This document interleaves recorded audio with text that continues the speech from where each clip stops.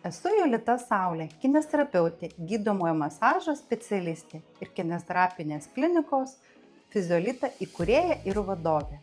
Kasdien padedame žmonėms atkurti judėjimo laisvę ir gerą savijautą. Šiandien noriu pristatyti naujieną – Oikubė aparatą.